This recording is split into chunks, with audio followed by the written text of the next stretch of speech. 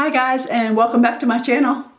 I've been away for just a little bit. Sorry about that. I've been feeling a little under the weather lately. It's been about 5 days since I shot a video, and yeah, so I'm feeling a little rusty. And anyway, we're gonna get through this. Today I'm here to talk to you about the new Pat McGrath Mothership Sublime Golden Opulence palette that she put out for the Lunar New Year. I've actually had this palette for 3 days. It's been misery not being able to tell you guys about it or even use it. I hadn't even used it until today. But this is her new palette for the Lunar New Year. It's, I open it up. It did go back, she did go back for this one to the traditional rubber band style double open, I guess maybe like a envelope. Opening closure for this palette. I must say, I really preferred the way the Star Wars palettes opened. Just the little magnetic closure. This palette, you can see I'm struggling a little bit to get it open, and keeping it open while you're trying to use it. Can you see that? There's no keeping it. It was a constant, get some shadow, it closes. When you're ready to get something out, you have to pry it back open again. So I really do prefer the little magnetic closure she used with the Star Wars palettes. That being said, of course it's dusty because I already did this eye look. It is a beautiful 6-pan palette. I don't even know how I'm supposed to be holding it for you. With a mirror. The description reads, 6 sublime shimmers and mesmerizing mattes summon the ravishing resplendence and hypnotic hedonism evoked by all tomorrow's parties, with provocative pigments ranging from glitterati golds and notorious nudes to risque roses. This cult covetable Star Child palette delivers sensuously saturated shades and futuristic formulations, gilding eyes in sparkle that shimmers from scintillizing soiree to hot spot to disco at daybreak. The shades, clockwise from top left: External Opulence, Tranquility, Lotus Lux, Gold Fortune, Moon Phase, and Prosperity. I'm going to try to insert some swatches here.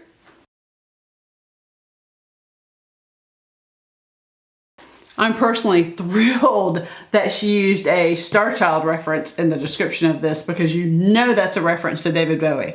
If you know me, you know I love Bowie. My cat's name is Ziggy. Ziggy Stardust, actually.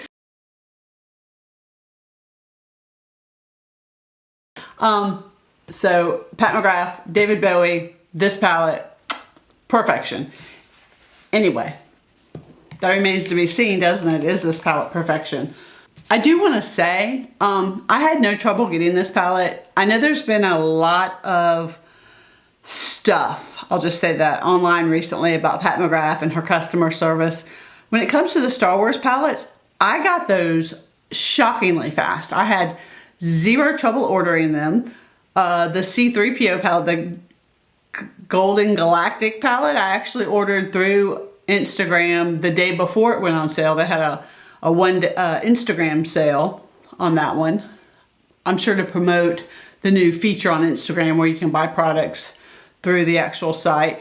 And then the morning of the launch of the collection, I had zero trouble getting the palette I want, other palettes, and the lip balms or anything else I wanted. As far as the other palette that didn't launch until December 26th, I could have gotten that. I went on that morning, I looked at it, I went back and forth about whether or not I wanted it.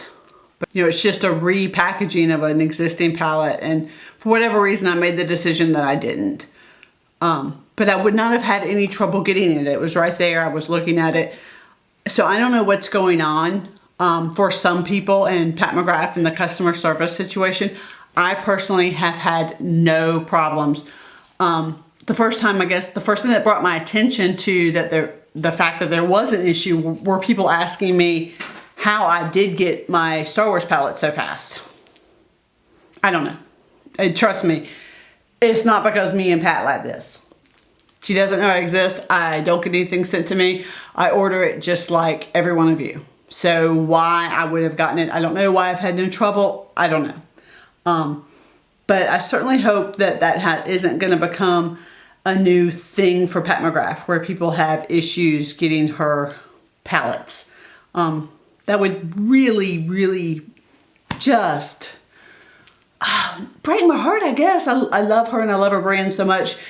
It would break my heart if all of a sudden if there became a negative connotation with the Pat McGrath brand just because customer service or the ability to get your hands on product was so limited. She has released several limited edition collections recently, or palettes recently, but I hope that doesn't become the norm. I love her brand and I love her product, and I hope it stays something for everyone to get their hands on if they want, and everyone to appreciate. Off of the soapbox. And if you want to see how I got this eye look using this palette, please keep watching. And if you enjoyed the video, I would truly be honored if you would consider subscribing and becoming part of my channel. You have no idea what it means to me for those of you that have decided to hit that subscribe button. But anyway, please keep watching. Wayne Goss number 16 and the shade Moon Phase. I'm just going to take this shade all the way across as a transition shade, making sure to blend it all the way up to the inside of my nose, the top of my brow, and all the way across. As always, I already have on my Anastasia Beverly Hills eyeshadow primer.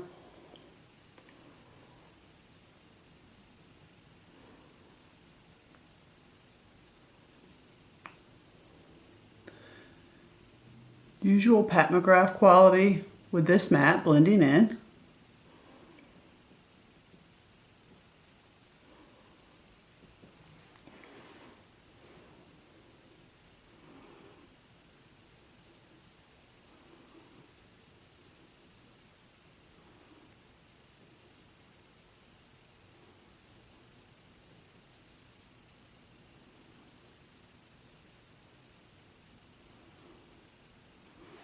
Wayne Goss number 18 and the shade Prosperity.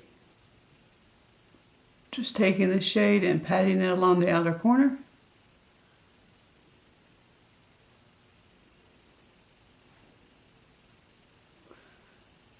And blending over into the crease.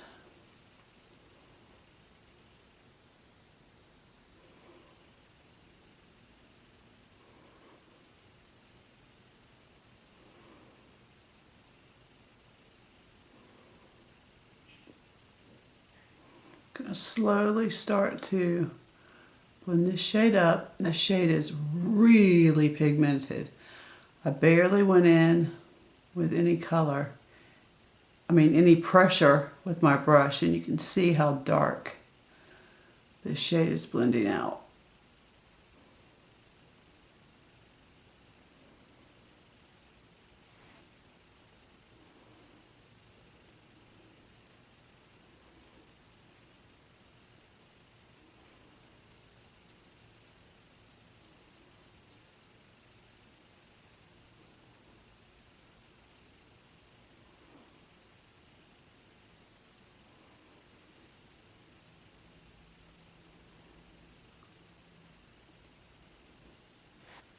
Refer 02 and the shade Lotus Lux.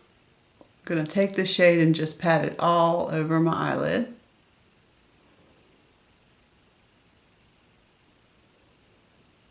Except for that very inner corner.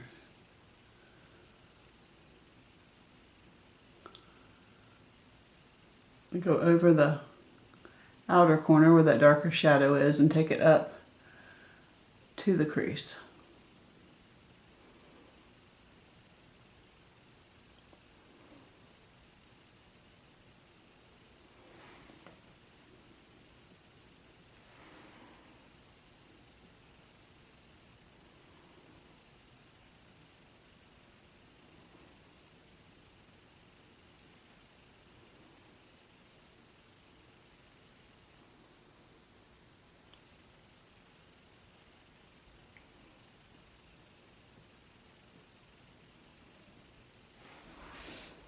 I'm going to take my handheld mirror where I can see a little better. I'm trying to shoot these videos slightly differently to give you guys a more close-up view of what I'm doing without looking over here in this mirror. There's a learning curve.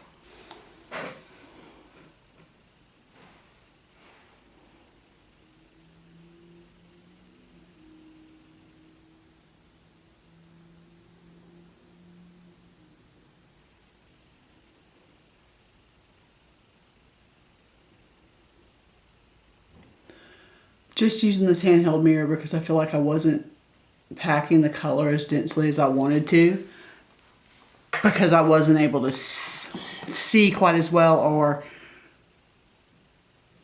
coordinate my movements quite as well.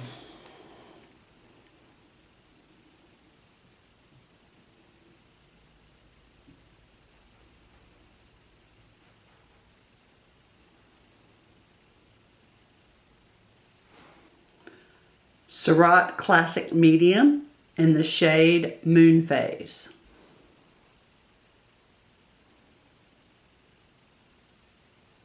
Just going to pull this right in the inner corner, right over onto where that other shadow is, and right up the side of my nasal fold.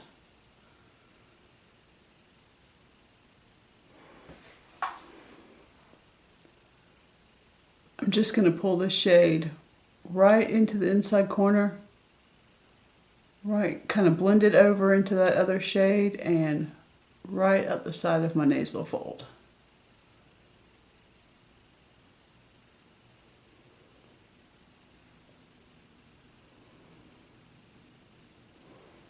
I'm zooming y'all in for a second to give you a look at my cheek. I hope you can see the little bit of fallout I'm getting. I wasn't paying close enough attention to know exactly which shade caused the fallout, but I am definitely getting a little bit of fallout. Okay, so I'm looking at this and I'm really wanting that Lotus Lux shade to be a little more intense in the center of my lid. So I'm going to go back in with the same Rephr 02 brush with the shadow wet.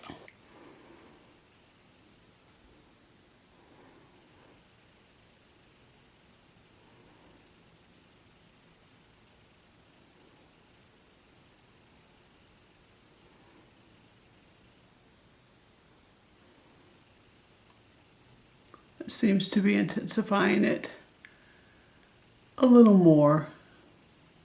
Is this the most intense pink Pat McGrath shade? No. But that is a little bit more intense like I wanted it.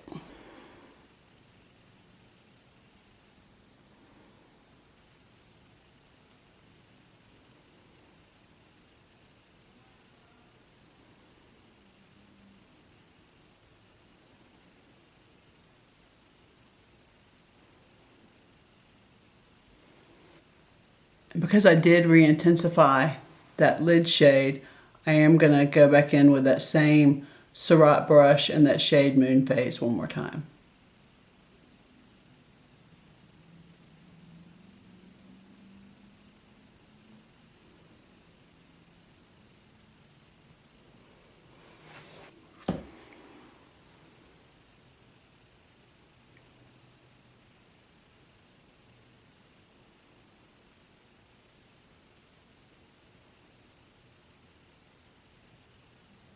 Morphe 124 and Eternal Opulence.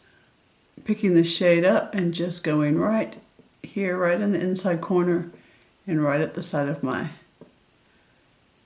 nasal fold right here. I generally put shadow right really good in that nasal fold just because I always have a little darkness right there and it just helps kind of cover that a little bit.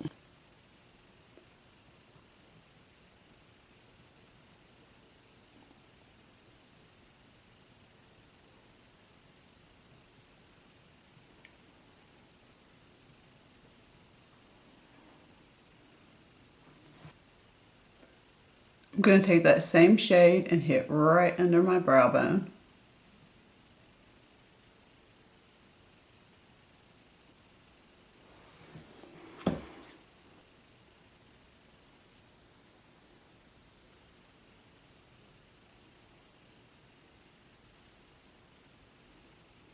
Same brush also, by the way. So I'm looking at my eye and I'm thinking, I really want my crease to be slightly darker and more defined. And if you'll notice my hood, I don't know that I've always had hooded eyelids. This could be just an aging eyelid. If you notice, if I put just the slightest pressure up here, my eyelid changes quite a bit. And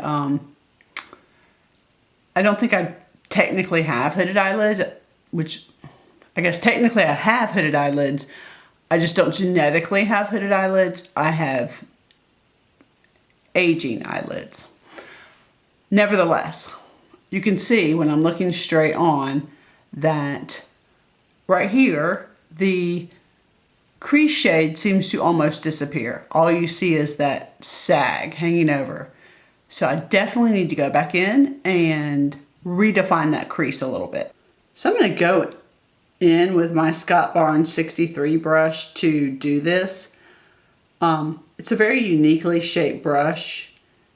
It's kind of a wedge, flat fan brush. I don't even know what to say about it. But it lets you, here on this corner, it lets you really get in and define a point, drag it out, and you can turn it and really define up into your crease with this brush. This is really, I think, there's a little bit of learning curve with this brush, but once you kind of just get it, it kind of clicks. This is really a great little eye brush. I picked up that shade Prosperity. I'm gonna angle this brush. And I don't know if you can tell, I'm not really even moving the brush. I'm just letting the brush shape lay down its own.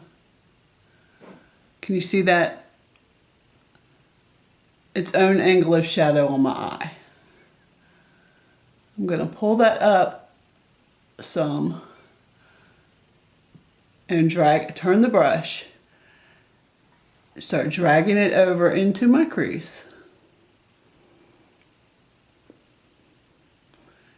And blending this up from this tip onto this part of my eyelid that I know is gonna sag. Hopefully y'all can see that. That shade actually created quite a bit of fallout on my cheek.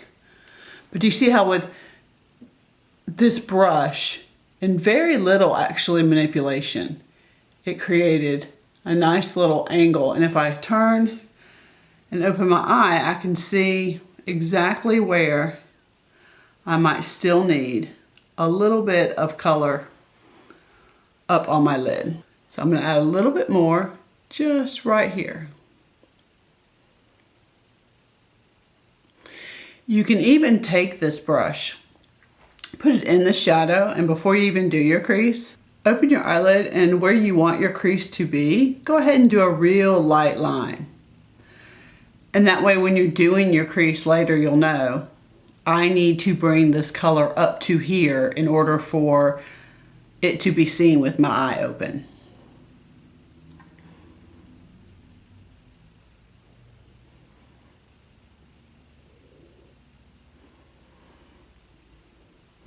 Do you see how clean this line is without me putting any kind of tape down or anything like that on my eye? This brush is great.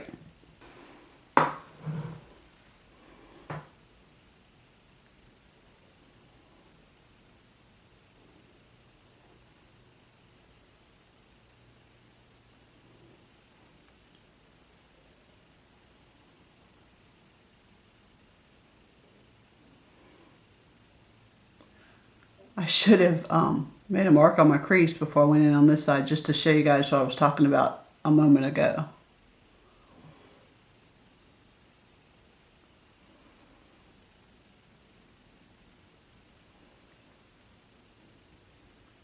I'll definitely do that in a future eye look, just so in case it's really not clear what I'm talking about doing.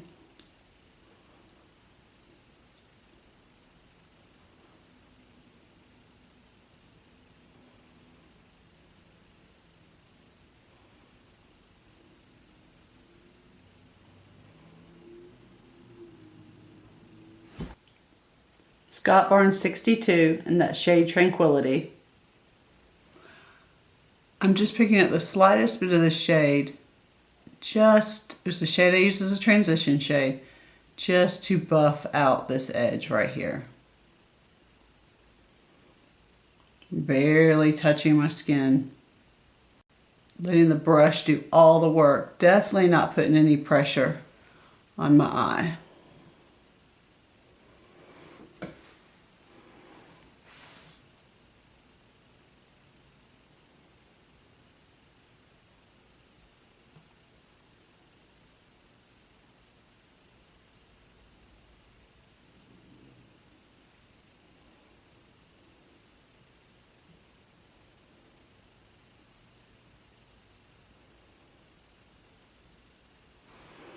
Morphe M124 and Gold Fortune. I'm just picking up this shade and just touching this very center of my eyelid. Just add a gold highlight right in the center of that pink.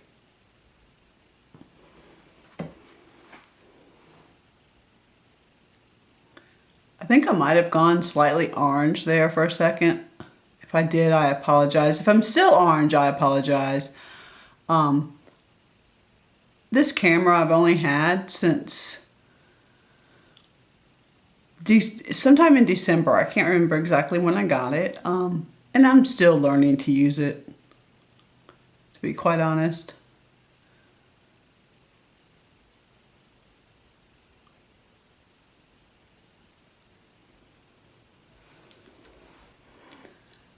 Okay, one more thing I think I would like to do with this look is just right here, just bring a little bit of a glowy pinkness right in there. Keep some of the dark defined crease shade, but just bring in just the slightest bit of glowy pinkness. So to do that, I'm gonna go in with my Wayne Goss 17 brush and that shade Lotus Lux again.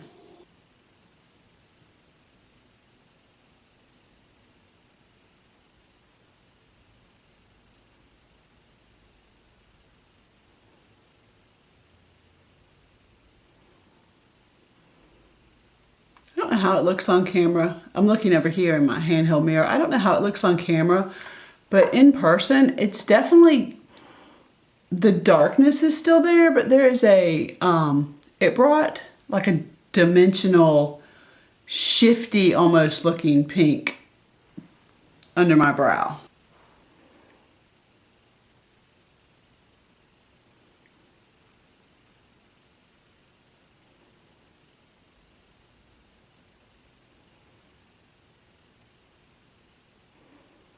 I hope you guys can see that.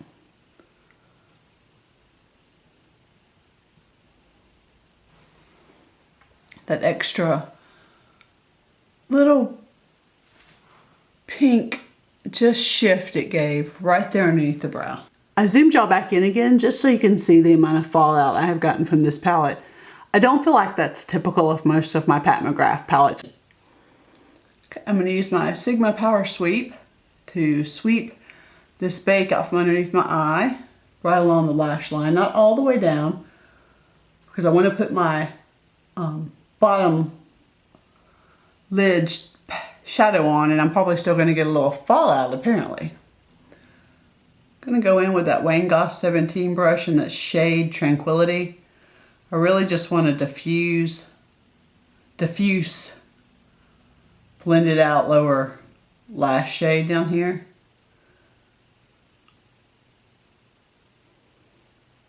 Gonna blend it up onto this edge some just to soften it. I'm not going for a dramatic nighttime winged out eye. So I'm just softening that line a little bit. I'm glad that I did that though, so you guys could see how that brush performs.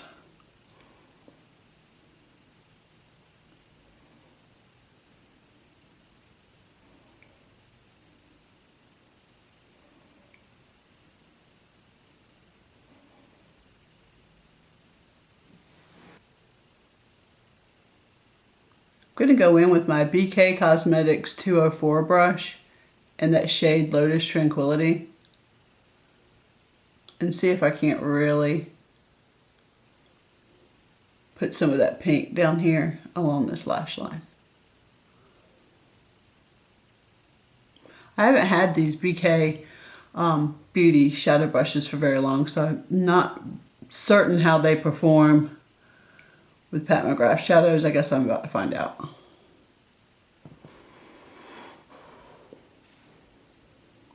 Hopefully you can see that on my waterline just a little bit. It almost acts as a wet shadow when it, or it does act as a wet shadow when it touches the moistness of your waterline, and it really intensifies there and becomes almost like an eyeliner in your waterline.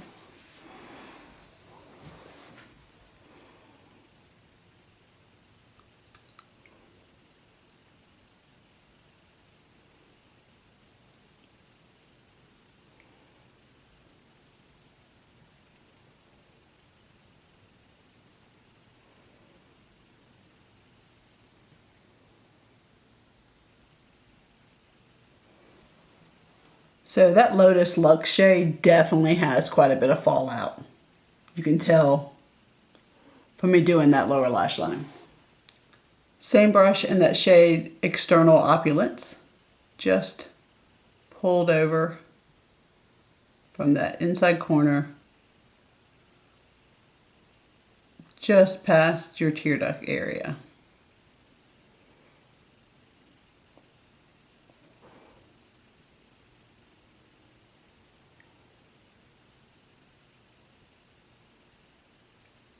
I feel like I have crazy eyes in this video because I'm trying to look everywhere in mirrors to see what I'm doing. I'm gonna figure this out, guys. I'm sorry. I'm really trying to be way zoomed in, but not be doing this.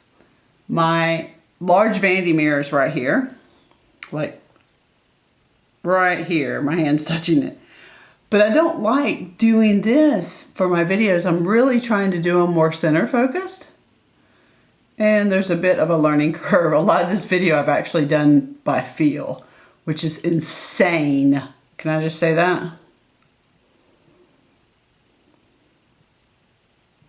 Okay, I debated a little bit about whether or not I wanted to do this, but I think I am going to go in with that Morphe M124 brush and that shade Golden Fortune and just touch the inside corner of my eye.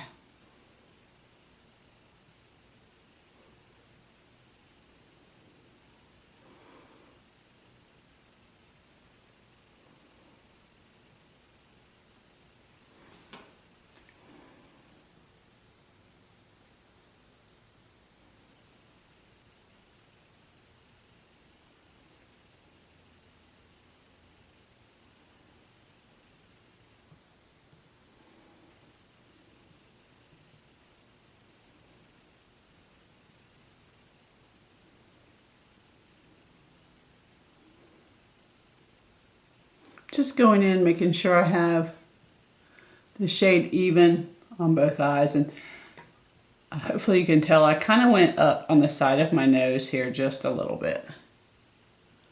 This fallout is something else with this palette. I know some of you are probably looking at this and thinking that it almost doesn't look real blended, or it looks like a hot mess, or part of that, it has to do with having older eyes.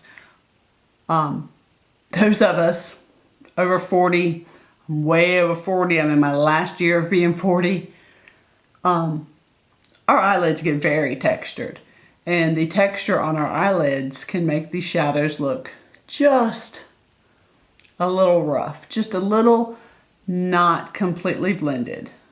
One of the things I like to do to combat that is go back in with a very fluffy brush. Right now I'm going to go back in with that Wayne Goss 16 brush I used in the very beginning. And I'm just going to barely touch my eye and just kind of just doing all over, very soft, because I'm barely touching my eye. Blend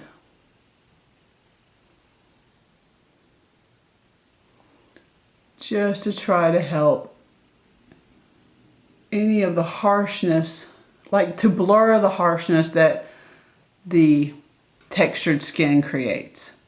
Same thing underneath.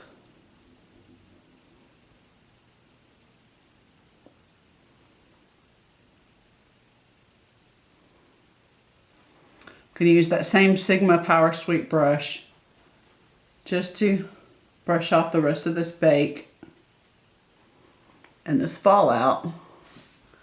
I can get an idea of what might still need blending.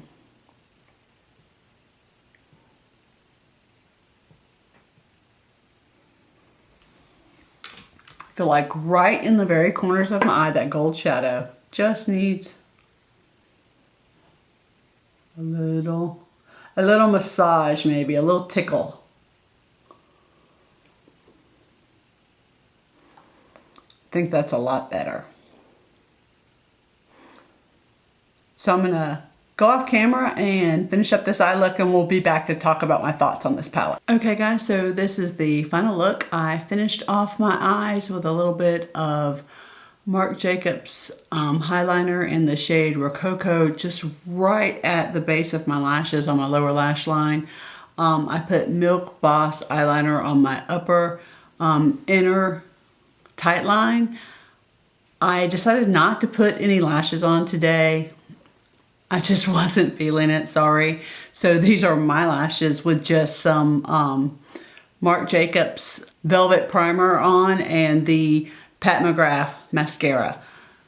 And before any of you think anything about the Mcgrath Mascara, I hated this mascara when it first came out. I had such high hopes and I hated it. It was a hot mess. I never have trouble with mascara flaking on me or getting down on my cheeks or any of that. I've never had a mascara do that to me.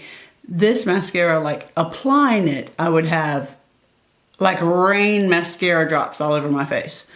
The only way I have ever found to get this mascara to work for me is with that Marc Jacobs Velvet Primer. This Marc Jacobs primer. This primer, this mascara, the only way I've gotten it to work, ever. I hardly ever wear this mascara. I just thought I would today since I was doing a Pat McGrath look and deciding not to put lashes on. I also finished off my lips with some Pat McGrath lipstick in Valletta and Pat McGrath lip gloss in the shade Paraphernalia. All right, I'm gonna kind of zoom y'all in and let you get a little bit closer look at the final look.